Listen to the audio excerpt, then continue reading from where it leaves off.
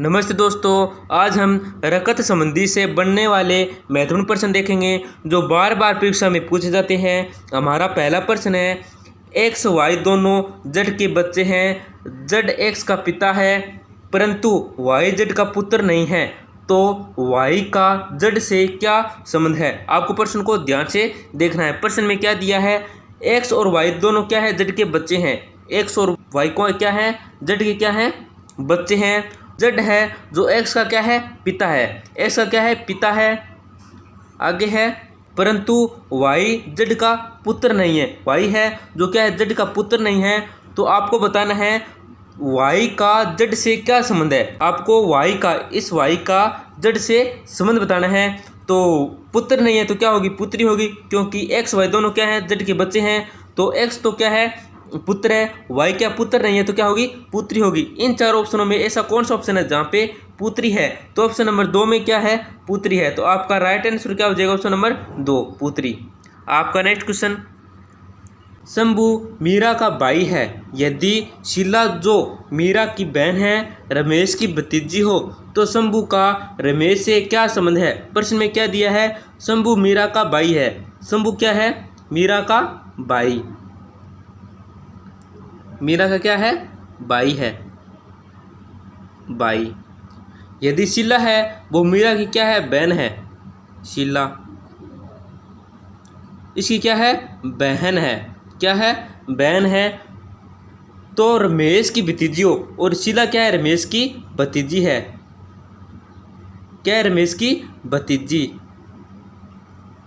तो शंभू का रमेश से क्या संबंध है। शंभू का है वो रमेश से क्या संबंध है। मीरा की बहन शीला है और मीरा शंभू की बहन है, तो शंभू भी शीला का क्या होगा, भाई होगा। शीला भतीजी है रमेश की, तो शंभू क्या होगा, रमेश का भतीजा होगा। तो इन चार ऑप्शनों में ऐसा कौन सा ऑप्शन है जहाँ पे भतीजा है, तो ऑप्शन नंबर 2 में क्या है, भतीजा है। तो आपका राइट आंसर हो जाएगा ऑप्शन नंबर 2 भतीजा।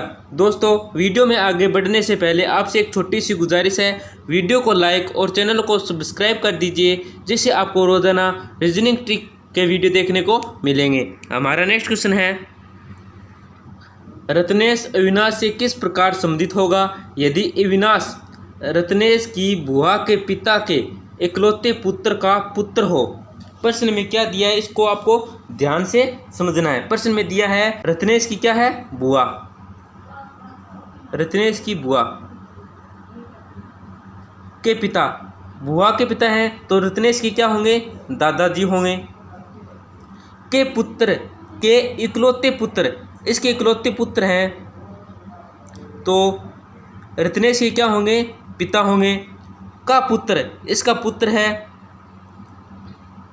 तो रत्नेश का क्या होगा, भाई होगा। तो इन चार ऑप्शनों में ऐसा कौन सा ऑप्शन है जहाँ पे भाई है, तो ऑप्शन नंबर 4 में क्या है, भाई है। तो आपका राइट आंसर क्या हो जाएगा, ऑप्शन नंबर 4 भाई।